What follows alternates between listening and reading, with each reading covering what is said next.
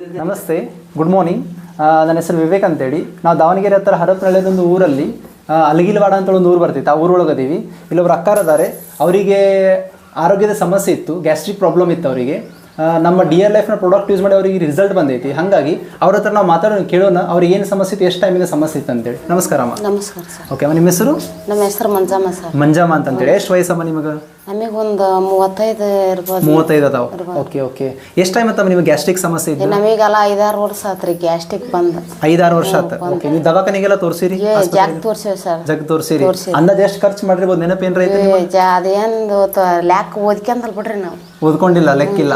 Okay okay. ಏನು ಕಡಿಮೆ ಆಗೈತೆ ನಿಮ್ಗೆ ದವಾಖಾನೆಗೆಲ್ಲ ತೋರಿಸಿ? ಈಗ ಇಲ್ರಿ ದವಾಖಾನೆಗೆ ಇದನ್ನ ಔಷಧಿ ತಗೊಂಡಿಂದೆ ಕಮ್ಮಿ ಹೌದ್ರಿ. ಓಕೆ, ನಾನು ತೋರಿಸ್ತೀನಿ ನಿಮಗೆ. ಅವ್ರು ಯಾವ್ದು ಔಷಧಿ ಡಿಯರ್ ಲೈಫ್ ತೊಗೊಂಡಿದ್ರು ಅಂತೇಳಿ.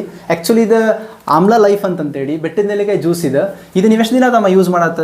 ಒಂದ್ ತಿಂಗಳಾತ್ರಿ. ಒಂದ್ ತಿಂಗಳಾತ್ ಯೂಸ್ ಮಾಡತ್ತ. ಈಗ ಹೆಂಗ ಅನ್ಸತ್ತೆ ನಿಮಗೆ ಗ್ಯಾಸ್ಟ್ರಿಕ್? ನಮಗೆ ಗ್ಯಾಸ್ಟ್ರಿಕ್ ಸುದ್ದಿ ಗೊತ್ತಲ್ಲ ನೋಡ್ರಿ. ಗ್ಯಾಸ್ಟ್ರಿಕ್ ಸುದ್ದಿನೇ ಗೊತ್ತಿಲ್ಲ. ಗೊತ್ತಲ್ರಿ. ಮಂಡ್ಯಕ್ಕೆ ತಿಂತದ್ದಲ್ಲ, ಬಜ್ಜಿ ತಿಂತದ್ದಲ್ಲ, ಊರು ಅನ್ನದ್ರಿ.